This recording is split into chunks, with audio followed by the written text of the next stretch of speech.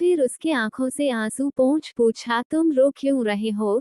तुम्हारी तो गर्लफ्रेंड थी ना, तो फिर तुम्हें फर्क क्यों पड़ रहा है? रेहान का सवाल सुन सान के आंखों से आंसू आना बंद हो गया। उसे समझ नहीं आ रहा था अब वो करे तो करे क्या।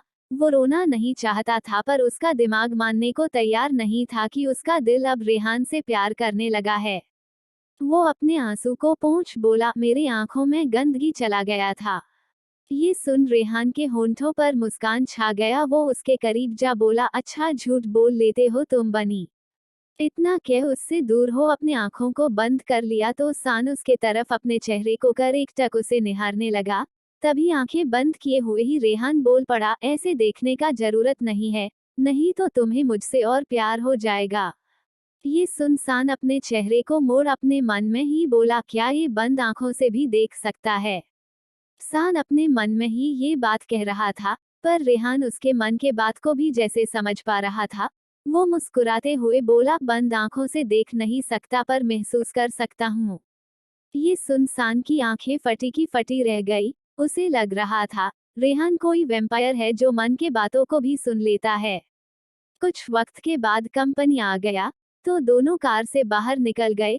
पर सान खड़ा हो रेहान के जाने का इंतजार करने लगा। तभी रेहान उसके तरफ देख पूछा, क्या हुआ, चल क्यों नहीं रहे हो? रेहान के सवाल पर सान अपने चेहरे को झुकाए जवाब दिया, अगर किसी ने साथ देख लिया तो कुछ गलत समझेंगे। ये सुन रेहान उसके हाथ को पकड़ अपने साथ ले जाने लगा तो सान उसे हैरानी से भरे नजर से देखने लगा। साथ ही उसके रफ्तार के साथ उसे चलना पड़ रहा था। रेहान फिर उसे अपने प्राइवेट एलिवेटर से कंपनी के अंदर ले जाने लगा। कुछ ही वक्त के बाद ट्रेनिंग का फ्लो आया तो एलिवेटर रुक गया पर वो रेहान को ही देखे जा रहा था। तभी रेहान टाइम देखते हुए बोला, तुम ऑलरेडी बहुत लेट हो चुके हो, जाना है या मुझे ही देखते रहना है? ये सुनसान उसे देखना बंद कर झट से एलिवेटर से बाहर निकल ट्रेनिंग रूम में भागते हुए जाने लगा। वही सान के हरकत को देख रेहान के चेहरे पर मुस्कान छा गया था। एलिवेटर फिर बंद हो गया और सीधे सबसे ऊपरी मंजिले पर जा रुका। एलिवेटर रुकने के बाद उसका दरवाजा खुल गया तो रेहान बाहर निकल आगे बढ़ने लगा। उसके चेहरे पर अभी भी मुस्कान टिका था। जब कबीर ने अपने बॉस के चेहरे पर मुस्कान देखा तो वो हैरान ही रह गया, क्योंकि रेहान हमेशा ही गुस्से मूड में कंपनी आता था। उसे देख कोई भी डर जाता पर आज रेहान बहुत बदला बदला सा नजर आ रहा था कबीर को। कबीर अपने मन में ही बोला, जरूर बॉस के मुस्कुराहट के पीछे सारा का हाथ होगा। इतना कह उसके चेहरे पर भी मुस्कान छा गया। वही सारा भागते हुए ट्रेनिंग रूम पहुंच ट्रेनर के पास जा माफी मांगने को थी पर ट्रेनर को इतना तो समझ आ गया था, ये लड़की रेहान सर के लिए बहुत खास है, इसलिए सारा को कुछ ना कह उसे उसके जगह पर जा बैठने को बोल दिया। ये देख दोनों लड़कियों को बहुत गुस्सा आ रहा था। एक लड़की अपने बगल में बैठी लड़की को बोल पड़ी, कितनी गिरी हुई लड़की है ये, अपने खूबसूरती से सभी मर्द को अपने जाल में फंसा कर रखी है। सारा अपने जगह पर बैठने ही आई थी। दोनों लड़की का बात सुन उसका चेहरा निराशा से भर गया पर वो दोनों को इग्नोर करते हुए अपना काम करने लगी। वही केबिन में अपने आलीशान लेदर चेयर पर बैठा रेहान कबीर को केबिन के अंदर बुला बोला, सारा को यहाँ कोई कमी नहीं होना चाहिए और हाँ उस पर ध्यान रखना, मुझे हर एक बात उसका पता चलते रहना चाहिए। ये सुन कबीर, ओके बॉस, बोल केबिन से बाहर निकल। जैसा रेहान ने कहा था वैसा ही करने लगा। वो किसी को सारा पर नजर रखने को कह दिया। धीरे धीरे वक्त बीतने लगा। लंच का टाइम हो गया था। सभी अपना लंच करने गए। सभी ग्रुप बनाकर बैठे थे। सारा को छोड़कर वो अकेले ही अपना लंच करने जा रही थी। तभी कार्तिक उसके पास आ बैठ उसके साथ लंच करने लगा। ये देख दोनों लड़कियां जल्द भूनकर राख हुए जा रही थी। वही ये बात जान रेहान को पता चला तो उसका चेहरा हमेशा से ज्यादा ही कठोर हो गया। वही लंच करते हुए ही कार्तिक सारा से पूछ पड़ा, तुम आज लेट क्यों आई? ये सवाल सुन सान कुछ जल्दी से सोचा फिर थोड़ा हिचकिचाते हुए झूठ बोल दिया, वो ट्रैफिक बहुत था।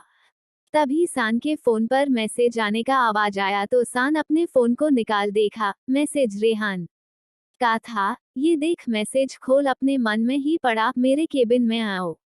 ये देख सान अपने मन में ही बोला, रेहान सर अपने केबिन क्यों बुलाए है, अब क्या हो गया इन्हें?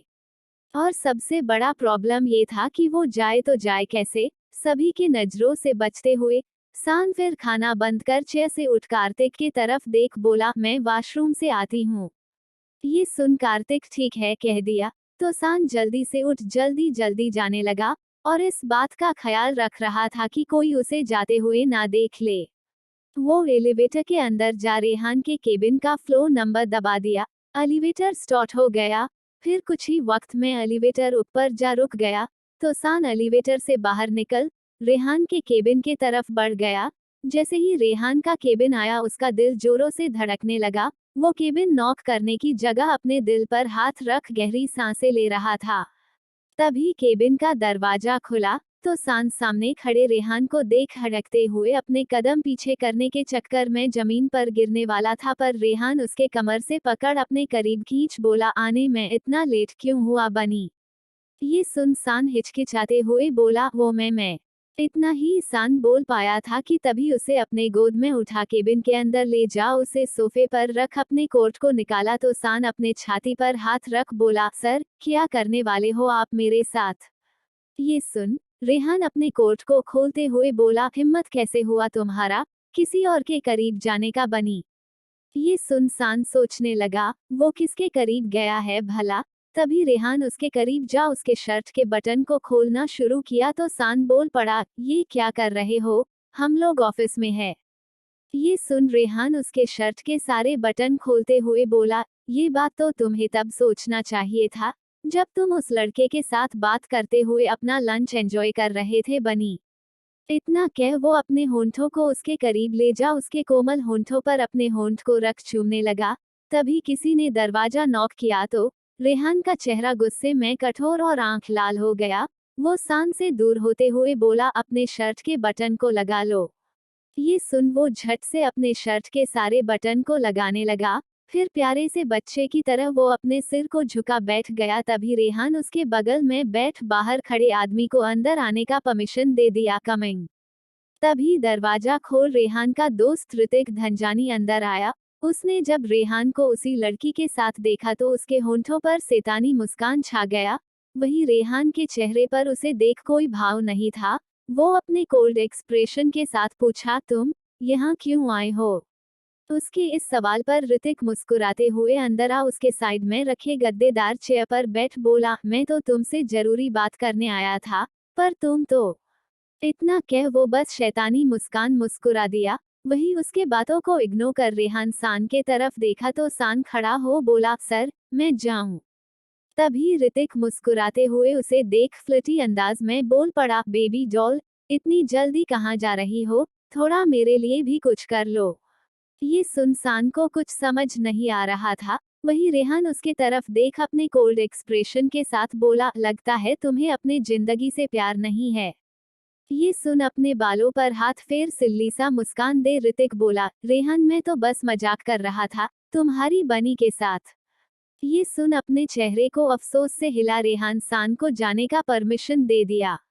सान के जाने के बाद ऋतिक बोल पड़ा, क्या मैंने तेरा कोई मोमेंट खराब कर दिया। ये सुन रेहान उसे गुस्से में घूरते हुए बोला, यहाँ आने की कोई खास वजह। ये सुन ऋतिक को समझ आ गया, अगर वो सोवे शेर को जगाने का कोशिश किया तो तकलीफ उसे ही मिलेगा। ये सोच वो जिस वजह से यहाँ आया था वो बताने लगा। वही सान नीचे पहुंच गया। जब वो नीचे गया तो दोनों लड़कियां उसे घृणा से भरे नजर से घूरने लगी। वही जब वो अपने शीट पर जा बैठा तो कार्तिक उसके पास आ पूछा, इतना लेट क्यों हुआ, कोई प्रॉब्लम है क्या। सान झट से अपने चेहरे को न में हिला अपना काम करने लगा, तो कार्तिक अपने जगह पर जा बैठ गया। ऐसे ही कुछ घंटे बीत गए। ऋतिक रेहान के केबिन से बाहर निकल जाने लगा।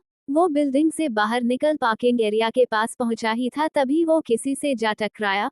वो लड़का का हाइट 5.5 का था। ऋतिक के सामने वो लड़का बहुत छोटा नजर आ रहा था। छोटे लड़के को देख ऋतिक गुस्से में चिल्लाते हुए बोला, देखकर चलना नहीं आता तुम्हें। लड़का अपने घबराए आवाज में बोला, सॉरी सर। उस लड़के के चेहरे पर घबराता एक्सप्रेशन देख ऋतिक पूछ पड़ा, यहाँ काम करते हो। लड़का अपने चेहरे को न में हिलाते हुए जवाब दिया, नहीं वो मुझे सारा दीदी से कुछ काम था। ये सुन ऋतिक के होंठों पर शैतानी मुस्कान छा गया। वो मुस्कुराते हुए पूछा, ओह सारा तुम्हारी बहन है? लड़का ना में जवाब देते हुए बोला, नहीं, वो मेरी दीदी की दोस्त है। ये सुन ऋतिक गहरी सांस भरते हुए बोला, ठीक है। इतना कह ऋतिक जाने लगा। वही लड़का अब भी बिल्डिंग के बाहर ही खड़ा था। तभी ऋतिक पीछे मुड़ उस लड़के के तरफ देखा। उसे बाहर ही खड़ा देख ऋतिक उसके पास जा बोला, क्या हुआ, अंदर क्यों नहीं जा रहे हो? लड़का घबराते हुए बोला, मुझे नहीं पता अंदर जाकर क्या कहना होगा और सारा दीदी से कैसे मिल पाऊंगा। लड़के के बात को सुन ऋतिक के होंठों पर मुस्कान छा गया। वो अंदर चलते हुए बोला, चलो। ये सुन लड़के के चेहरे पर मुस्कान छा गया। वो ऋतिक के पीछे पीछे अच्छे बच्चे की तरह चलने लगा। बिल्डिंग के अंदर आने के बाद ऋतिक रिसेप्शनिस्ट से बोल उस लड़के को सारा से मिलवाने का कह दिया। फिर वहां से जाने लगा। लड़का ऋतिक को थैंक यू बोलना चाहता था पर इससे पहले ही वो जा चुका था। रिसेप्शनिस्ट ट्रेनर को इन्फॉर्म कर सारा को बाहर भेजने का कह दी। उसके बाद उस लड़के को कैफेटेरिया में वेट करने का बोल अपना काम करने लगी। वही लड़का कैफेटेरिया के पास जा बैठ सारा का इंतजार करने लगा। दूसरी तरफ ट्रेनर सारा को इन्फॉर्म कर दिया तो वो मिलने चली गई। जब वो वहां पहुंची तो देखी लड़का कैफेटेरिया में सबसे कोने में बैठा उसका इंतजार कर रहा है। सान उस लड़के के पास जा सामने वाले चेयर पर जा बैठ गया। तभी लड़के का ध्यान सारा पर गया तो लड़का बोल पड़ा, सारा दीदी, दीदी आज बहुत बीमार है, क्या आप उनके बदले जा सकते हो? सारा अपने बेस्ट फ्रेंड सोनाली के लिए कुछ भी कर सकती थी। सारा मुस्कुराते हुए उसे हाँ बोल दी। वही दूसरी तरफ केबिन में इनविटेशन कार्ड अपने हाथ में पकड़े उसे गोल गोल घुमाते हुए रेहान खुद में ही बोला, श्लोक, तुम आग से खेलने की कोशिश कर रहे हो? अगर तुम्हें आग से ही खेलना है तो मैं तैयार हूँ। इतना कह खुद में इनविटेशन कार्ड टेबल पर फेंक अपना काम करने लगा। वही कार को रफ्तार में भगा रहा ऋतिक रेहान को कॉल किया तो रेहान अपना फोन निकाल ऋतिक का फोन आता देख फोन उठा, बोला, अभी अभी तो गए हो तुम? रेहान के अधूरे कहे शब्द को ऋतिक बहुत अच्छे से समझ रहा था और उसे ये करने में बहुत मजा आता था। वो हंसते हुए ही बोला, मैं तो बस जानना चाहता था, तुमने सोचा क्या है? ये सुन रेहान गहरी सांस भरते हुए बोला, जाऊंगा। ऋतिक को पता था रेहान जाएगा ही, क्योंकि रेहान को हारना बिल्कुल भी पसंद नहीं था और कोई ओपन चैलेंज करे तब तो और भी नहीं। वही दूसरी तरफ बड़े से बिल्डिंग के अंदर अपने केबिन में श्लोक सारा के तस्वीर को अपने हाथ में ले उसे देखते हुए बोला, बहुत प्यार है ना इस लड़की से, अब इसी लड़की का यूज करूंगा तुम्हें हराने के लिए। इतना कह अपने लाइटर को जला तस्वीर के पास ले गया तो तस्वीर में आग लग धीरे धीरे तस्वीर जलने लगा। जब आखिरी सता बचा तस्वीर का था तो श्लोक जमीन पर फेंक उस जले तस्वीर के राख को देखते हुए बोला, ऐसे ही जलाकर रख दूंगा तुम्हारे प्यार को। इतना कह वो जोर जोर से हंसने लगा। धीरे धीरे वक्त बीतने लगा। सारा अपना काम फटाक से खत्म कर सीधा सोनाली के दिए गए एड्रेस पर जाने के लिए निकल गई। जब वो वहां पहुंची तो बड़े बड़े अक्षर में लिखा था, मिस्टर अग्निहोत्री। ये पढ़ते ही सान को कुछ ठीक महसूस नहीं हो रहा था। फिर भी गहरी सांस भरते हुए वो अंदर चला गया। अंदर गया तो उसे वेट्रेस का ड्रास मिल गया। सान अपने ड्रेस को चेंज कर बाहर गया तो वहां का मैनेजर सान को अच्छे से समझाने के बाद वहां से चला गया। पार्टी स्टार्ट होने का वक्त हो चुका था। सभी बड़े बिजनेसमैन उस पार्टी में आने लगे। पर तहलका तो तब मचा जब रेहान और श्लोक एक साथ उस जगह पर पहुंचे। रेहान श्लोक दोनों अपने कार के बाहर निकल एक दूसरे को जान से मार देने वाले नजर से एक दूसरे को देखे। फिर मीडिया वाले को दिखाने के लिए श्लोक रेहान दोनों ही अपने चेहरे पर झूठी मुस्कुराहट ला एक दूसरे के पास आ अपना हैंड शेक किए। फिर रेहान उसके गले से लग अपने कोल्ड आवाज में उसके कान के पास अपने धीमे आवाज में बोला, एक बार मेरे बनी को छूने का हिम्मत कर लिए हो, दोबारा उसके तरफ आंख उठाकर भी देखने का हिम्मत किए तो मैं तुम्हारे पूरे जिंदगी को नर्क नहीं बना दिया तो मेरा नाम भी रेहान सिंह ओब्रॉयन नहीं। इतना कह वो उससे दूर हो तिरछी स्माइल दे पार्टी के अंदर जाने लगा। वही श्लोक अपने हाथ का मुट्ठी बना खुद में ही बोला, तुम्हारे बनी को अब मैं अपना बनी जरूर बनाकर रहूंगा और उसे इतना दर्द दूंगा कि तुम्हारे आंखों से खून का आंसू बहेगा रेहान। इतना कह वो अंदर चला गया। वही पार्टी के अंदर सभी आ चुके थे। चैंपियन का बॉटल खुला। फिर सभी साथ चेयर्स करने लगे। तभी रेहान श्लोक का ग्लास एक दूसरे से टकराया, साथ ही उन दोनों के आंखों में एक दूसरे के लिए नफरत भी टकराया।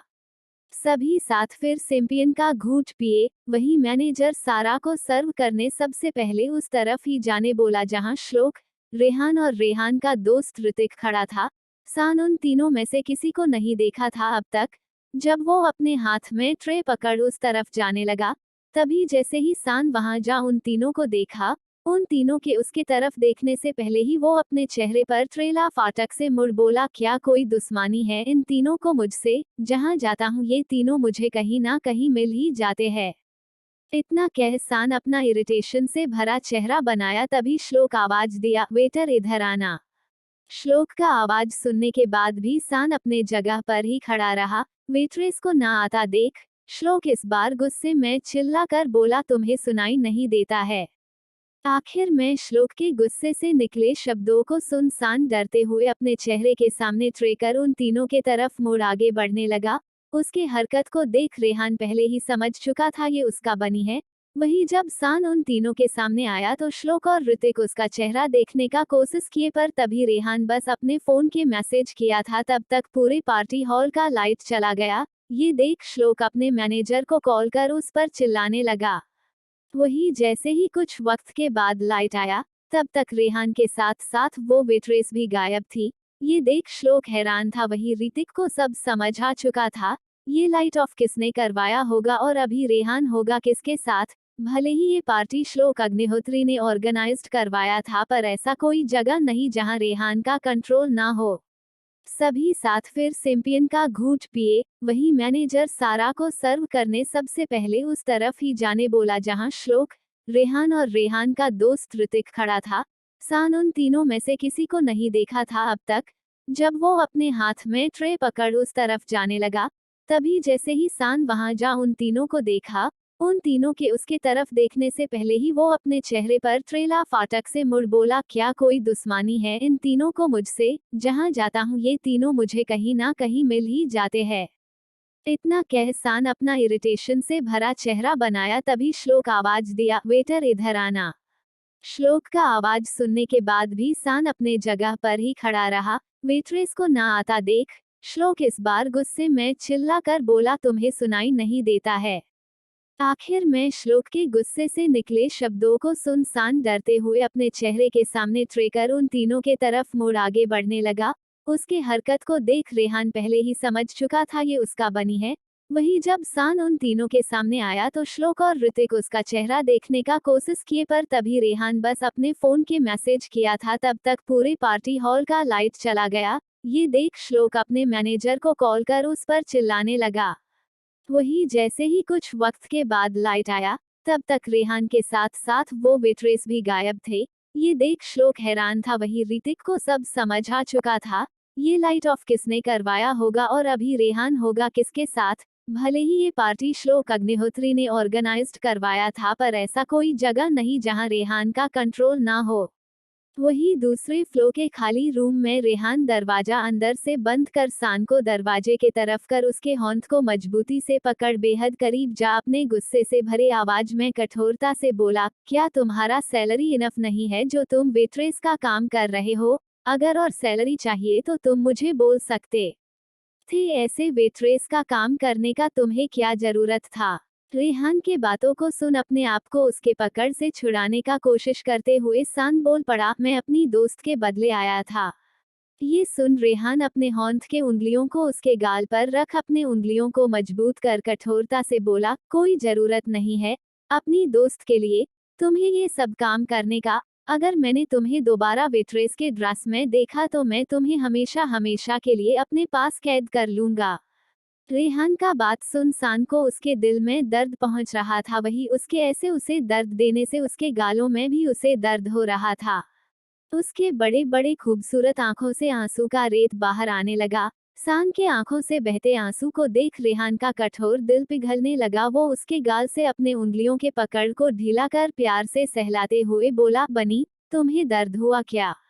रेहान के बातों का सान कोई जवाब नहीं दिया, तो रेहान उसके सिर पर अपने हाथ को रख उसका सिर अपने छाती के पास ला प्यार से बोला, सॉरी बनी, दोबारा मैं तुम्हें हट नहीं करूंगा।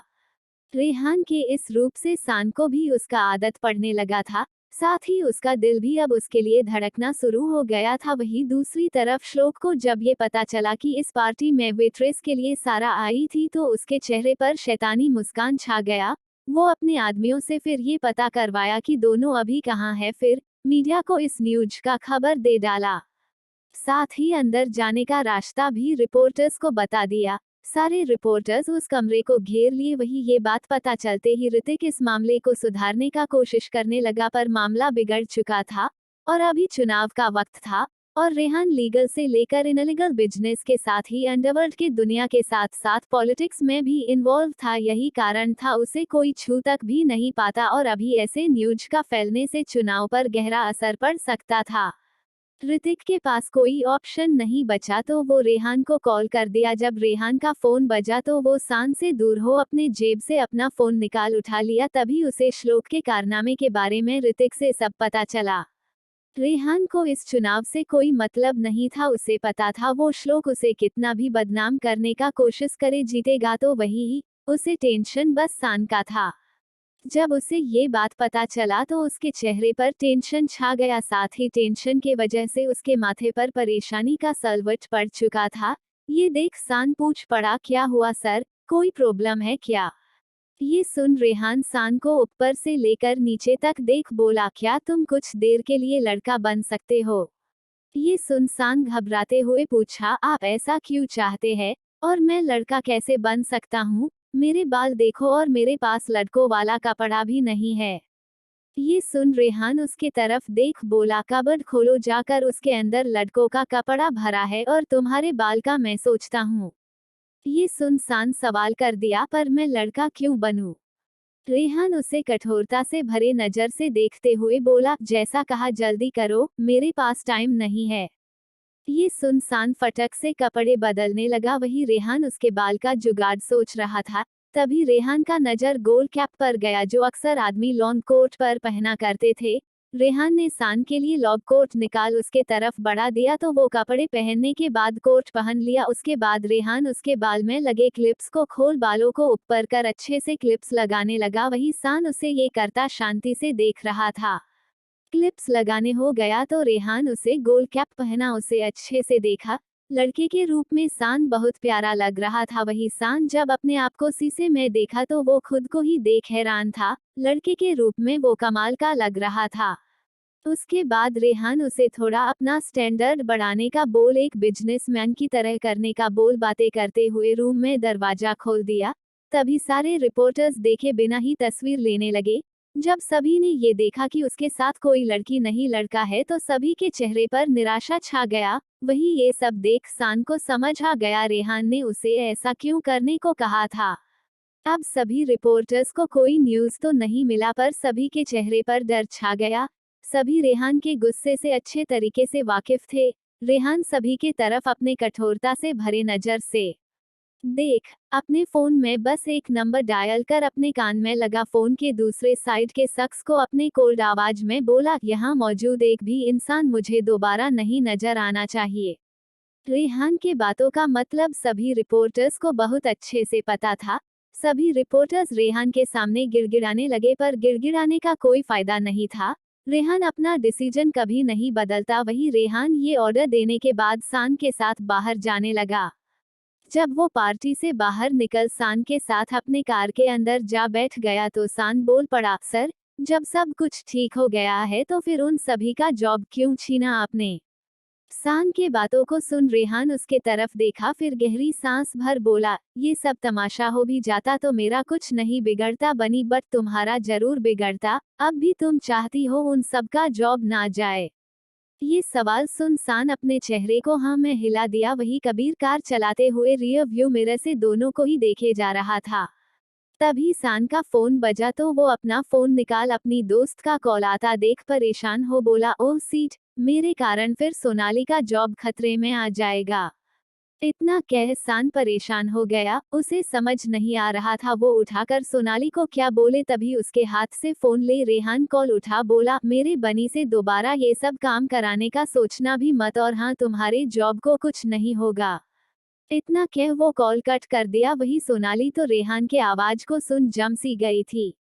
दूसरी तरफ सान अपने फोन को रेहान के हाथ से ले बोला, मेरी गर्लफ्रेंड से आप ऐसे बात नहीं कर सकते हैं, और मैं उसके लिए दोबारा ये। इससे आगे वो कुछ कहता इससे पहले ही रेहान उसके होंठों पर अपने उंगली को रख उसके कान के करीब जा अपने कठोर आवाज में बोला, जब तक तुम मेरे बनी हो तब तक तुम्हें मेरा बात मानना पड़ेगा, और मैं नहीं चाहता तुम ये सब काम करो। सान के पास उसके बात को मानने के अलावा कोई ऑप्शन नहीं बचा था। वो शांत हो अपने नजरों को झुका लिया। बस तभी रेहान अपने उंगली को उसके होंठों से हटा आराम से अपने सिर को सीट के पीछे टिका बोला, बनी, तुम्हारे कारण आज मेरा सिर बहुत दर्द दे रहा है, तो जल्दी से मेरे सिर को दबाओ। ये सुन छिदते हुए सान उसे घूर कर देखा, फिर मजबूरन उसे रेहान का कहा मानना ही पड़ा। वो अपने होंठ को उसके सिर के पास ले जा बहुत कोमलता से दबाने लगा। तभी रेहान बोल पड़ा, क्या बस छू रहे हो, थोड़ा दम लगाओ बनी। ये सुन गुस्से में सान कस कस के दबाना शुरू कर दिया। तभी रास्ते में बिल्ली के काटने से कबीर जोरों से कार का ब्रेक लगा दिया, जिसके कारण सान रेहान के बाहों में चला गया तो रेहान उसके कमर को कस के पकड़ उसके आंखों में देखने लगा। इस वक्त दोनों के होंठ बेहद करीब थे। कबीर को लगा अचानक से ब्रेक मारने से रेहान उस पर गुस्सा करेगा, पर जब वो पीछे मुड़ दोनों को देखा तो झट से अपने चेहरे को आगे कर किसी के गुजरने का इंतजार करने लगा। वही कार रुका है या चल रहा इसकी परवाह ना कर रेहान सान के आंखों में पूरी तरह से खो चुका था। तभी सान हिचकिचाते हुए बोला, रेहान मुझे छोड़ो। तभी अपने होंठों को उसके होंठों के और करीब कर बोला, इतनी जल्दी नहीं बनी। इतना कह रेहान उसके होंठों को अपने होंठ में सटा उसे पैशनेटली चूमने लगा। वही कबीर कार का पार्टीशन कर दिया। फिर जैसे ही कोई गाड़ी उस रास्ते से गुजरा तो कबीर कार स्टार्ट कर दिया। दूसरे तरफ उसके होंठों को पैशनेटली रेहान चूमते हुए वो उसके गोल कैप को सिर से निकाल दिया। सान का लंबा बाल उसके कमर तक जा गिरा। फिर रेहान अपने हाथ को उसके चेस्ट के पास ले जा उसके शर्ट के बटन को उसके होंठों को किस करते हुए खोलने लगा। तभी सान उसके हाथ को पकड़ बोला, कल मेरा एग्जाम है।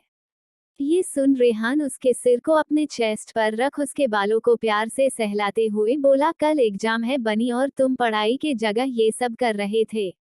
सान कुछ ना बोल बस उसके सीने में अपना सिर रखे रहा। कुछ ही वक्त में आरएसओ मेंशन आ गया। जैसे ही कार गेट के अंदर जा रुका गार्ड कार का दरवाजा खोल दिया। रेहान के बाहों में लड़की को देख गार्ड कार का दरवाजा खोल साइड में जा खड़ा हो गया। सभी को बस सान का लंबा सुंदर बाल नजर आ रहा था, क्योंकि रेहान उसे अपने गोद में ले अपने सीने से उसे चिपकाया हुआ था। कोई लड़के के भेस में सान को देख ना ले, इसलिए रेहान उसे वैसे ही लिए कार से बाहर निकल गया। वैसे भी सान रेहान के लिए छोटे बच्चे की तरह हल्का था। वो उसे बड़े आराम से अपने गोद में लिए मेंशन के अंदर जाने लगा। मेंशन के अंदर जैसे ही आया सभी नौकर नौकरानी रेहान को ही अपने फटे आंखों से देखे जा रहे थे। वही अपने मेंशन में बनाए छोटे से लाइब्रेरी के अंदर रेहान उसे अपने गोद में ही ले जा उसे चेयर पर बैठा पूछता है, किस सब्जेक्ट का एग्जाम है तुम्हारा बनी। ये सवाल सुन सान अपने धीमे आवाज में बोला, बिजनेस ऑर्गेनाइजेशन। रेहान सेल्फ से बिजनेस ऑर्गेनाइजेशन का एक बुक निकाल सान के पास जा रख बोला, जो देखना देख लो, आधे घंटे में बनी फिर मैं तुमसे क्वेश्चंस करूंगा। ये सुन सान अपने सिर हाँ में हिला दिया। वही रेहान कुछ और बुक्स देखने लगा। रेहान के पास ढेर सारे बुक्स का बहुत अच्छा कलेक्शन था। रेहान को हमेशा से पढ़ना बहुत अच्छा लगता था, इसलिए एक से एक बुक रेहान ने रखा था, वो भी हर फील्ड का। रेहान को बिजनेस के अलावा बाकी कई फील्ड में भी बहुत नॉलेज था। आधा घंटा बीत गया। रेहान सान के पास आ उसके हाथ से बुक ले बंद कर साइड में रख बोला, मैं तुमसे क्वेश्चन करूंगा पर अगर तुम सही आंसर नहीं दिए तो। इतना कह वो सान के करीब गया तो सान अपने घबराए आवाज में पूछा तो। ये सुन शैतानी मुस्कान के साथ अपने अंगूठे से उसके होंठों को रब करते हुए बोला, हर गलत आंसर पर तुम्हें अपने शरीर से एक कपड़ा निकालना होगा। ये सुन सान उसे अपने घबराए नजर से देखते हुए बोला, मुझे मंजूर नहीं है। ये सुन उससे दूर हो उसके बगल में बैठ बोला, मतलब तुम्हारा प्रिपरेशन नहीं हुआ है, फिर भी तुम उस लड़की के बदले गए थे, अब मैं उस लड़की का जॉब सेव नहीं करूंगा। ये सुनसान झट से बोल पड़ा, ऐसा नहीं है, मैंने तैयारी किया है और जो आपने कहा है मुझे मंजूर है। ये सुन रेहान के होंठों पर मुस्कान छा गया। वो बिना बुक देखे क्वेश्चन पूछने लगा। वही ये देख सान हैरान था, पर अपने हैरानी से निकल वो भी जवाब देने लगा। सान का हर एक आंसर सही हो रहा था। ये देख रेहान अब सान के लेवल से थोड़ा टफ क्वेश्चन देने लगा, पर सान उसका भी जवाब आसानी से दे रहा था। पर रेहान भी कम नहीं था। हार तो वो मानने से रहा, जो चाहता है वो करके रहता है। अपना क्वेश्चन रेहान सान के लिए और टफ करने लगा। अब जाकर सान सोचने पर मजबूर हुआ था। ये देख रेहान के होंठों पर मुस्कान छा गया। वो अपने होंठों को मुंह के अंदर ले जा धीरे से निकाल सान के तरफ अपने सेडिक्टिव नजर से देख बोला, आंसर नहीं आता तो बनी। इतना कह बस उसके शरीर के तरफ शैतानी मुस्कान के साथ देखा तो सान बोल पड़ा, ये तो चीटिंग है सर, आप बुक से हटकर क्वेश्चन पूछ रहे हो। ये सुन उसके गर्दन पर अपने हाथ को घुमा उसके चेहरे को अपने होंठों के करीब कर अपने सेडिक्टिव आवाज में बोला, मैं तो बहुत पहले से तुम्हारे सिलेबस से हटकर क्वेश्चन कर रहा हूँ, पर तुम आंसर किए जा रहे थे। तो अब क्या हुआ? अब तुम्हें नहीं आता तो मेरे ऊपर चीटिंग का इल्जाम लगा दिए। बैड बनी। इतना कह उसे छोड़ उसके तरफ देख बोला, जल्दी अब अपने शर्ट को खोलो। ये सुन बेचारे को अपना शर्ट आखिर में खोलना ही पड़ा। रेहान सान के जिस्म पर अपने उंगली को फेरने लगा तो शान का सांस तेज हो गया। वो अपने तेज सांस के साथ बोला, ये क्या कर रहे हैं आप सर, आपने ये नहीं कहा था। ये सुन रेहान अपने हाथ पीछे कर बोला, ओह सही कहा तुमने। इतना कह वो फिर सवाल कर दिया। उसका जवाब भी सान को नहीं आता था। सान को जवाब ना देता देख रेहान बोल पड़ा, जल्दी करो बनी, अगर आंसर नहीं आता तो अपने कपड़े उतारो। ये सुन सान खड़ा हो अपने पैंट उतार दिया। अब सान को बहुत एम्बरेसमेंट लगने लगा। उसका पूरा चेहरे शर्म से लाल हो चुका था। उसके लाल चेहरे को देख रेहान के होंठों पर मुस्कान छा गया था। सान अपने चेहरे को झुका बैठ गया। वही उसके और करीब आ बैठ रेहान फिर उसे क्वेश्चन किया। इसका जवाब भी बेचारे सान को नहीं आता था। वो अब शांति से बैठा रहा। अब वो अपने अंडरवियर नहीं उतार सकता था। तो रेहान अपने होंठ को उसके अंडरवियर के पास ले जा बोला, बैड बनी, अब तो तुम्हें ये भी खोलना होगा। उसके बाद तुम्हारे पास कुछ बचेगा ही नहीं खोलने के लिए। तो उसके बाद क्या करोगे? सान के पास कहने के लिए कोई शब्द नहीं बचा था। वही रेहान उसके अंडरवियर को आधा खोल दिया तो सान का हाथ झट से वहां चला गया। तभी रेहान मुस्कुराते हुए उसके हाथ के ऊपर अपने हाथ को रख उसके करीब जा बोला, क्या हुआ बनी, तुम भी चाहते हो ना मैं अपने बनी को प्यार करूं?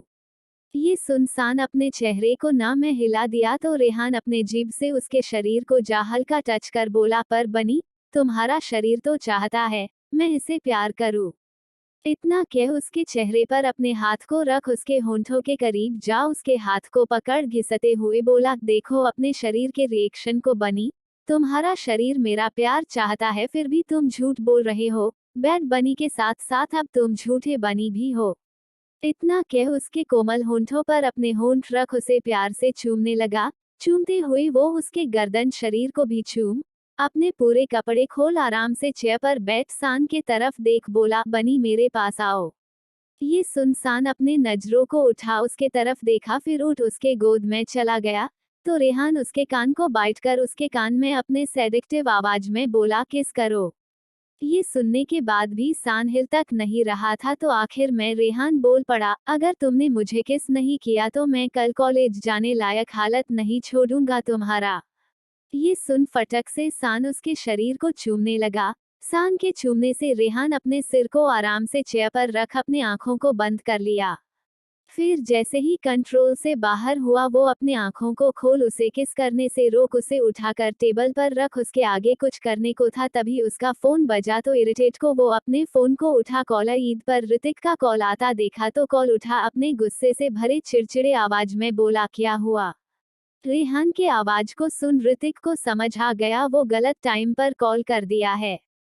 ऋतिक हिचकिचाते हुए बोला, रेहान तुझे याद है ना कल तुझे। ये सुन रेहान गुस्से में अपने कठोर आवाज में बोला, तू इतनी रात को मुझे ये बताने के लिए कॉल किया है? रेहान जब तक ऋतिक से बात कर रहा था सान अपने कपड़े पहन खिसकने में ही समझदारी समझा। वही ऋतिक रेहान के गुस्से से भरे आवाज को सुन बोला, यार तुम बदल गए हो, कभी उस लड़की का चप्पल उठवाते हो तो अपने बचपन के दोस्त से, तो कभी उसके कारण मुझ पर गुस्सा करते हो। मैं तो बस तुम्हें नानू के कहने पर कॉल किया था। वो चाहते हैं इस बार तुम अपने लिए अपनी पार्टनर लेकर आओ या वो तुम्हारा शादी अपने पसंद से करवा देंगे। ये सुन इरिटेट हो रेहान बोला, उफ, अब ये नानू भी क्या जिद लेकर बैठ गए हैं। तभी ऋतिक बोल पड़ा, तू तो उसके लिए बहुत पोसेसिव लगता है, फिर क्यों नहीं उसे नानू से मिला देता है। ये सुन रेहान अपने मन में ही बोला, पोसेसिव तो बहुत हूँ, पर नानू को जब ये पता चलेगा कि वो लड़का है, तब तो नानू मेरा शादी पक्का किसी अपने पसंद की लड़की से करवा देंगे। रेहान को चुप देख ऋतिक पूछ पड़ा, बात क्या है रेहान। ये सवाल सुन रेहान ऋतिक को कुछ ना बताने में ही समझदारी समझा, क्योंकि ऋतिक को अगर ये बात पता चल गया तो नानू तक ये बात पहुंचने में बिल्कुल भी देरी नहीं लगेगा। वो अपने कठोर आवाज में बोला, अब तुम्हारा बकवास खत्म हो गया हो तो मैं फोन रखता हूँ।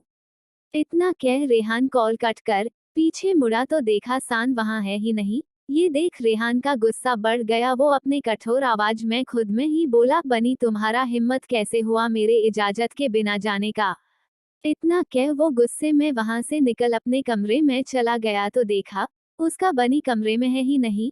ये देख रेहान उसे पागलों की तरह हर जगह ढूंढने लगा। तभी उसे किचन से रोशनी आता दिखने लगा तो वो किचन की तरफ बढ़ गया। जब वो किचन के अंदर गया तो देखा सान नूडल बना रहा है। ये देख रेहान उसके पास गया। रेहान को आता देख सान बड़े मासूमियत से बोल पड़ा, सर मुझे बहुत भूख लगा था, इसलिए मैं आपके किचन में कुछ बनाने आ गया।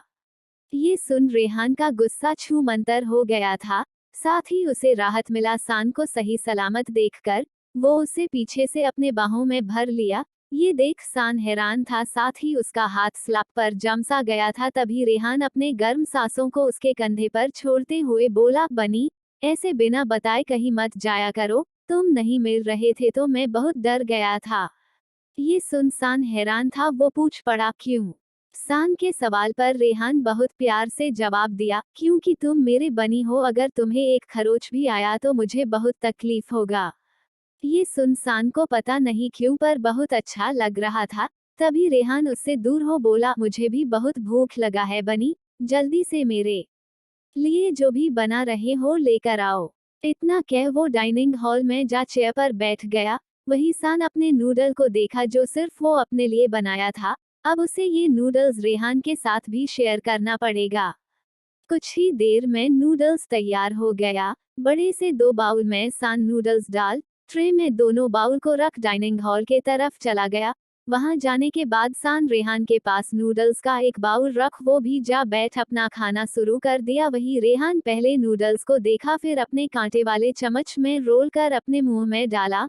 नूडल्स वगैरह रेहान कभी खाता नहीं था, पर आज उसे खाकर बहुत अच्छा लगा। वो झट से पूरा खाने के बाद सान के तरफ देख बोला, बनी तुम्हें ये सब नहीं खाना चाहिए, तुम्हारे बॉडी के लिए अच्छा नहीं है। इतना कह उसका बाउल उठा अपने पास रख एक ही बार में पूरा चट कर गया। वही सान बेचारा अपने कांटे वाले चम्मच को अपने होंठों के बीच दबा रेहान को बस देखता ही रह गया। फिर अपने मन में ही बोला, अगर मेरे लिए अच्छा नहीं है तो आपके लिए भी तो अच्छा नहीं है। इतना कह अपने मन में ही रोते हुए बोला, पूरा का पूरा खा गए मेरा नूडल्स।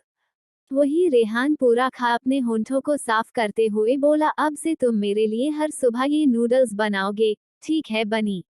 ये सुन सान उसे अपने बड़े बड़े आंखों से देखने लगा तो रेहान उसके आंखों में देख पूछा, कोई ऐतराज। ऐतराज तो बहुत था सान को, पर कहने का हिम्मत नहीं था। वो अपने चेहरे को बस ना महला दिया। तो रेहान उठ बोला, इसे रख जल्दी सोने आ जाओ, कल तुम्हें कॉलेज भी जाना है। ये सुन अपने आधे मन से बर्तन उठा किचन में जा रख दिया। तभी उसका पेट जो अब भी खाली था वो कुछ खाने को कह रहा था तो वो फ्रिज खोल फ्रिज से जूस निकाल झट से पी कमरे के तरफ जाने लगा। जब वो कमरे के अंदर गया तो देखा रेहान सो चुका है। सोए हुए रेहान बहुत अट्रैक्टिव दिख रहा था। वो उसके पास जा उसके चेहरे को सामने से देखते हुए अपने धीमे आवाज में बोला, कोई इतना परफेक्ट कैसे हो सकता है। तभी रेहान अपने हाथ को सान के कमर में घुमा अपने करीब खींच अपने आंखों को बंद किए ही बोला, मैं परफेक्ट हूँ। ये सुन सान हिचकिचाते हुए बोला, आप सोए नहीं थे। रेहान अपने आंखों को खोल उसके आंखों में देखते हुए बोला, तुम्हारे बिना नींद कहाँ आता है बनी। ये सुन सान का चेहरा टमाटर की तरह लाल हो गया। ये सुन सान कुछ ना कह बस अपने आंखों को बंद कर लिया। तभी रेहान आगे बोल पड़ा, बनी एग्जाम कब खत्म हो रहा है तुम्हारा। ये सवाल सुन सान झट से जवाब दे दिया, 2 बजे तक। पर आप ये क्यों पूछ रहे हो, मैं तुम्हें लेने आऊंगा। ये सुनसान उसके सीने से उठ उसके तरफ देखने लगा। वही रेहान अपने आंखों को खोल उसके हैरानी से भरे चेहरे को देख मुस्कुराते हुए बोला, नानू चाहते इस बार मैं अपने पार्टनर के साथ आऊं और तुम कल के लिए मेरे पार्टनर बनोगे। ठीक है बनी। ये सुनसान और भी अधिक हैरान हो गया। वो उसे अपने बड़े बड़े आंखों से देखने लगा तो रेहान उसके सिर को पकड़ अपने सीने से लगा अपने आंखों को बंद कर बोला, अब सो जाओ।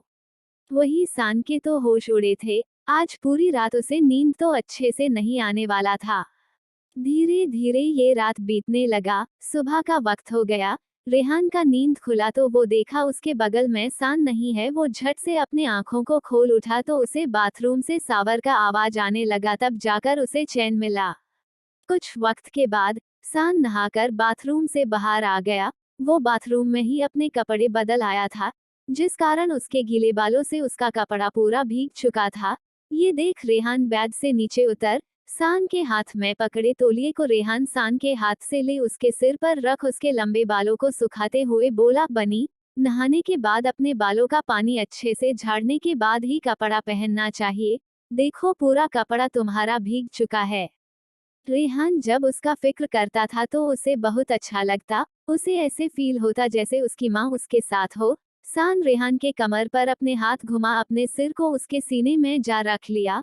सान के ऐसे करने से रेहान को बहुत अच्छा लगा। वो उसके सिर को पकड़ अपने सीने से और चिपका पूछा, क्या हुआ बनी। इस सवाल पर सान बोल पड़ा, बस मम्मी का याद आ गया, वो भी मुझे ऐसे ही बोलती थी। ये सुन रेहान अपने मन में ही बोला, इसे मैं इसका मम्मी लगता हूँ। अपने मन में से कह रेहान अपना सड़ा सा मुंह बना दिया। पर सान का उसके करीब होना ही उसे बहुत अच्छा महसूस करवा रहा था। कुछ देर तक उसे अपने बाहों में भर कर रखने के बाद उसे प्यार से रेहान बोला, अब कॉलेज जाने के लिए रेडी हो जाओ, नहीं तो मैं तुम्हें खाना शुरू कर दूंगा। रेहान के शैतानी बातों को सुन सान झट से उससे दूर हो कॉलेज जाने के लिए रेडी होने चला गया। वही सान के चेहरे को देख मुस्कुराते हुए रेहान नहाने चला गया। कुछ वक्त बाद सान कॉलेज जाने के लिए तैयार हो चुका था। वही रेहान नहाकर बाहर आया। रेहान ने अपने कमर पर बस तौलिया लपेट रखा था। उसे ऐसे देख सान का चेहरा लाल हो गया। वही सान के लाल चेहरे को देख उसके पास जा अपने चेहरे को उसके पास कर बोला, अब मेरे बालों को भी सुखाओ बनी। ये सुन टेबल पर रखे अपने तौलिए को उठा रेहान के सिर पर रख उसके चेहरे को देखते हुए पोंछने लगा। ये करते हुए सान का चेहरा ब्लश कर रहा था तो रेहान उसके कमर को पकड़ उसके होंठों को अपने होंठ के पास ला चूमने लगा। रेहान के अचानक से ऐसे करने से सान जम सा गया था। कुछ मिनटों तक चूमने के बाद रेहान उससे दूर हो बोला, बैड बनी, सुबह सुबह मुझे सिड्यूस करते हुए शर्म नहीं आता। इतना कह अपने कपड़े पहनने वो चला गया। वही सान अपने मन में ही बोला, मैं कब सिड्यूस किया। इतना कह अपना मुंह फुला लिया। रेहान तैयार हो गया तो फिर दोनों नीचे डाइनिंग हॉल में आ साथ नाश्ता किए। फिर रेहान सान दोनों कार में जा बैठ गए। कुछ ही वक्त के बाद कॉलेज आ गया तो सान कार का दरवाजा खोलने ही जा रहा था पर रेहान उसके हाथ को पकड़ अपने करीब खींच अपने सेडिक्टिव आवाज में बोला, ऑल द बेस्ट बनी। इतना कह वो सान को छोड़ दिया तो सान भी थैंक यू बोल कार से बाहर निकल गया। सान के उतरते ही ड्राइवर ने कार स्टार्ट कर दिया। वही सान कॉलेज के अंदर जाने लगा तभी कार्तिक उसके सामने आ बोला, ऑल द बेस्ट सारा। ये सुन सान मुस्कुराते हुए उसे भी कह दिए, तुम्हें भी। इतना कह वो एग्जाम हॉल में जाने लगा। वही कार्तिक सारा दोनों को मुस्कुराते हुए बात करता देख सभी लड़कियों के दिल में आग सा लग गया। कुछ ही वक्त के बाद एग्जाम स्टार्ट हो गया। एग्जाम के खत्म होने के बाद सभी जाने लगे तभी एक लड़की सारा के पास आ बोली, तुझे प्रोफेसर अली ढूंढ रहे थे।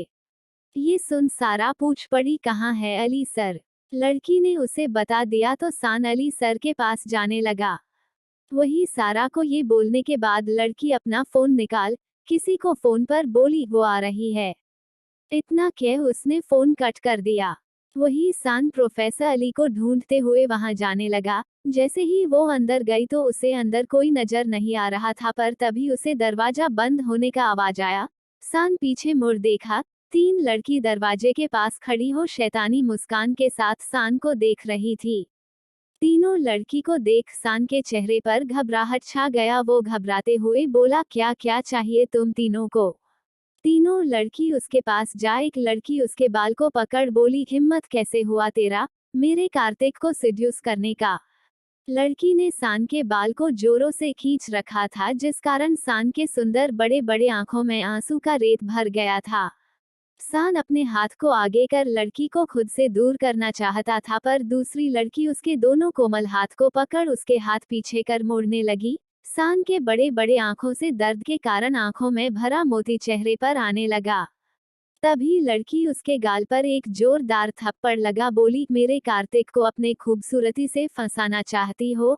अब मैं इस खूबसूरत चेहरे का ये हाल करूंगी कि तुम खुद के चेहरे को देखना पसंद नहीं करोगी। इतना कह अपना हाथ अपनी दोस्त के तरफ की। वही दूसरी तरफ रेहान कॉलेज आ चुका था। सभी स्टूडेंट्स भी कॉलेज से जाने लगे थे, पर सान को अब तक बाहर ना आता देख रेहान को सान का चिंता सताने लगा। आखिर में रेहान कार से बाहर निकला। कॉलेज में मौजूद लोग रेहान को कॉलेज में देख हैरान थे। वही रेहान सभी की नजरों को इग्नोर करते हुए अंदर के तरफ जाने लगा। रेहान के आने का बात प्रिंसिपल को पता चला तो प्रिंसिपल रेहान के पास जाने लगा। उसके माथे पर चिंता के सलटे पड़ चुके थे और गर्मी ज्यादा ना होने के बावजूद प्रिंसिपल के माथे से पसीना आ रहा था।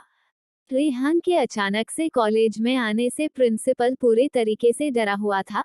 वहीं दूसरी तरफ लड़कियां अपने हाथ में नोखिला औजार ले सान के चेहरे पर रख शैतानी हंसी के साथ बोली, अब क्या होगा तुम्हारे सुंदर चेहरे को? इतना कह वो कुछ करती इससे पहले ही एक लड़की भागते हुए आ बोली, इस लड़की को छोड़ो और जल्दी चलो, नहीं तो हम सब फंस सकते हैं। इतना कह रेहान के आने का बात बता दी तो लड़की सान को जमीन पर धक्का दे उसे कमरे में बाहर से बंद कर भाग गई। वही सान कमरे से बाहर निकलने के लिए उठने का कोशिश कर रहा था, पर उसके पैर में मोच आ चुका था, जिस कारण वो हिल तक नहीं पा रहा था। वही रेहान प्रिंसिपल से सारा का पूछा। प्रिंसिपल को भी नहीं पता था। वो पूरे कॉलेज में सारा का धुंधवाने के लिए कॉलेज के सारे गार्ड्स को लगवा दिया। वही रेहान खुद सान को ढूंढने लगा। उसे पूरा विश्वास था वो कॉलेज में ही होगी, क्योंकि ऐसा कोई बात नहीं उसका जो उसका बनी ना माने। वही सान किसी तरह खड़ा हो दरवाजे के पास जा खटखटा, फिर अपने पैर को घिसते हुए चलकर रूम को देखने लगा। तभी उसे ऊपर छोटा सा खिड़की नजर आया। उसे देख सान चेयर लगा चेयर के ऊपर चढ़ना चाहता था, पर उसके पैर के मोच के कारण वो कर ना सका। वो जमीन पर बैठ अपने सिर को पैरों के अंदर कर रोते हुए रेहान का नाम जैसे ही लिया, दरवाजा खुल गया। दरवाजा खुलने का आवाज सुन सान झट से अपने चेहरे को ऊपर कर देखा। सामने रेहान को देख उसके चेहरे पर मुस्कान छा गया। वही अपनी बनी का हालत देख रेहान का आंख गुस्से में लाल हो गया। वो भागते हुए सान के पास गया। वही सान उठने का कोशिश कर रहा था, तभी रेहान उसे अपने गोद में उठा। उसके लाल चेहरे को देखा, साथ ही उसके गाल पर छोटा सा कटने का निशान, जिससे हल्का खून भी निकल रहा था। सान के हालत को देख बिना कोई सवाल किए गुस्से में रेहान सान को अपने गोद में उठाए ही बाहर ले जाने लगा। वही रेहान के गोद में सारा को देख पूरा कॉलेज हैरान था। वही वो तीनों लड़कियों के चेहरे पर घबराहट छा गया। रेहान सान को अपने कार के पास ले जा उसे कार के अंदर बैठा बोला, मैं आता हूँ। इतना कह वो कार का दरवाजा बंद कर दिया। उसे पता था सान उसे कुछ नहीं बताएगा, इसलिए उसे ही पता करना होगा। रेहान कॉलेज ग्राउंड में खड़ा हो गया। वही सभी बच्चे स्टूडेंट प्रिंसिपल उसके आसपास ही खड़े थे। तभी रेहान अपने कठोर आवाज में चिल्लाते हुए पूछा, किसने सारा को हट किया? खुद बाहर आ जाओ, नहीं तो बहुत पछताना पड़ सकता है। रेहान के बातों को सुन तीनों लड़कियों के चेहरे पर डर छा गया था। किसी को इस बात का उम्मीद नहीं था रेहान जैसे बड़े आदमी का सारा को बैक सपोर्ट मिल सकता है। तीनों लड़कियां एक दूसरे को घबराए नजर से देखी, पर तीनों में से कोई अपने कदम आगे बढ़ा रेहान के पास जा अपना जुर्म कबूल नहीं की। तभी रेहान सबकी तरफ देखते हुए बोला, एक मिनट के अंदर मेरी बनी को हट करने वाला नहीं तो बहुत बुरा हो सकता है। रेहान के कहे शब्द सुन जिसने कुछ किया भी नहीं था, डर के कारण उनके भी रोंगटे खड़े हो गए थे। कोई रेहान के सामने नहीं आया तो रेहान अपने असिस्टेंट कबीर के पास जा अपने धीमे आवाज में उससे कुछ कहा, फिर वहां से निकल गया। अब किसी को समझ नहीं आ रहा था रेहान करने क्या वाला है। अपने असिस्टेंट को ऑर्डर देने के बाद रेहान अपने कार के अंदर जा बैठ गया। रेहान के बैठते ही ड्राइवर कार स्टार्ट कर दिया। रेहान ड्राइवर को हॉस्पिटल ले जाने को कहा तो सान रेहान के तरफ देख बोल पड़ा, इसका जरूरत नहीं है सर, मैं ठीक हूँ। ये सुन रेहान उसे बस घूर कर देखा, पर कुछ कहा नहीं। वही रेहान के डार्क नजरों को देख सान का छोटा सा चेहरा डर के कारण झुक गया। कुछ वक्त के बाद कार बड़े से हॉस्पिटल के सामने जा रुका। ये हॉस्पिटल रेहान के दोस्त का था। रेहान पब्लिक प्लेस पर यूं ही घूम सकता नहीं था, इसलिए कार हॉस्पिटल के दूसरे पार्किंग लॉट पर जा रुका। इस पार्किंग लॉट पर जब रेहान आता तो वो या फिर उसका डॉक्टर दोस्त ही अपना कार पार्क करता था। ड्राइवर कार से उतर रेहान के साइड जा कार का दरवाजा खोल दिया तो रेहान कार से बाहर निकल सान के तरफ देखा तो सान भी आगे खिसकते हुए कार से बाहर आने को था। तभी रेहान सान को अपने गोद में उठा लिया, फिर सान को अपने गोद में उठाए प्राइवेट एरिया से हॉस्पिटल के अंदर ले जाने लगा। कुछ ही वक्त में वो सान को अपने गोद में ही लिए अंदर आ बड़े से केबिन के अंदर डायरेक्ट चला गया। केबिन के अंदर बैठा शख्स के गोद में सेक्सी सी नस बैठी थी और वो उस नस के होंठों को चूमे जा रहा था। ये देख सान अपने चेहरे को रेहान के सीने में जा छिपा लिया। वही रेहान को आता देख उस लड़की को चूमना बंद कर रेहान के तरफ देखा। वही नस झट से खड़ी हो रेहान को देख उसके चेहरे का एक्सप्रेशन ही बदल गया। डॉक्टर ने नस को जाने का बोल खड़ा हो रेहान के पास जा उसके गोद में सिमटी लड़की जिसका चेहरा उसे दिख नहीं रहा था, उस लड़की को वो गौर से देखे जा रहा था। तभी रेहान कठोरता से बोला, कम से कम काम के टाइम अपने हरकतों से बाज आओ ध्रुव।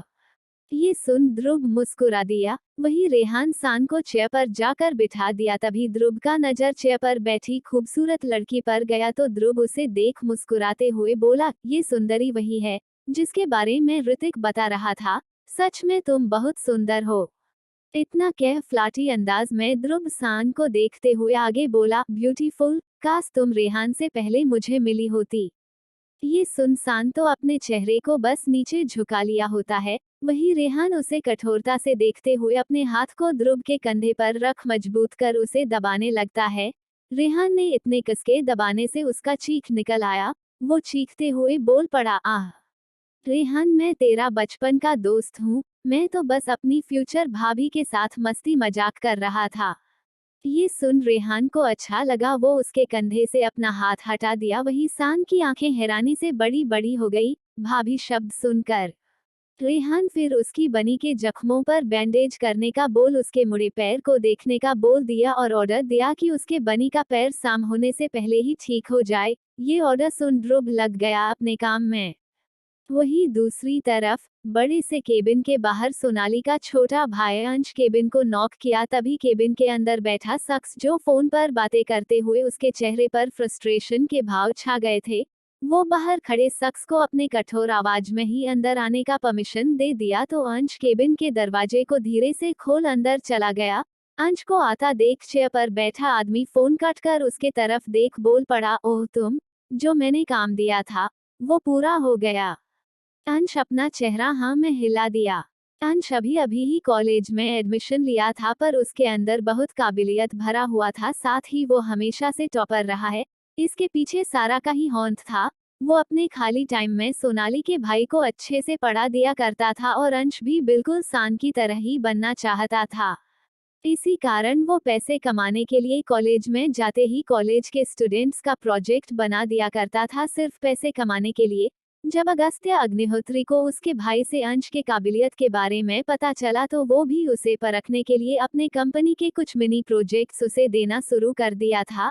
अभी तो बस शुरुआत था पर अगस्त्य को उसका काबिलियत नजर आने लगा था तो अब वो उसके कॉलेज खत्म होने का इंतजार कर रहा था ताकि वो उसे अपने कंपनी में हायर कर ले, क्योंकि अगस्त्य को अपने कंपनी में बेस्ट से बेस्ट एम्प्लॉय चाहिए थे।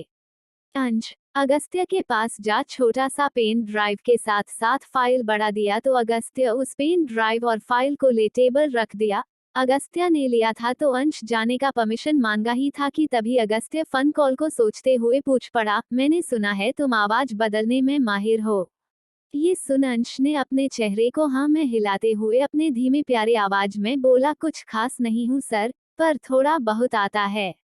ये सुन अगस्त्य मुस्कुराते हुए पूछा, क्या तुम लड़की का आवाज निकाल सकते हो? ये सुन अंश ने अपने चेहरे को हाँ में हिला दिया। तभी अगस्त्य उसे ऊपर से लेकर नीचे तक देखा।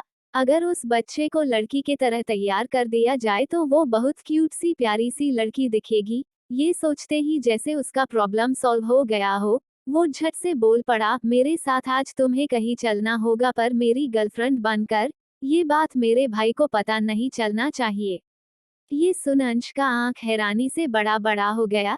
तभी अगस्त्य आराम से अपने सिर को चेयर पर टिका बोला, अच्छा खासा पैसा दूंगा मैं इसके बदले। अभी अंश को पैसे का बहुत जरूरत था। उसकी सोनाली दी भी बीमार रह रही थी पर फिर भी उसकी बहन अपना इलाज करवाने की जगह काम पर जाया करती है और तो और वो अपनी बहन का बर्डन भी थोड़ा कम करना चाहता था। वो इस बारे में ज्यादा ना सोचते हुए झट से हाँ कर दिया। आगे के भाग को जानने के लिए चैनल को सब्सक्राइब करें और वीडियो पर कमेंट लाइक कर अपना सपोर्ट दे। Thank you.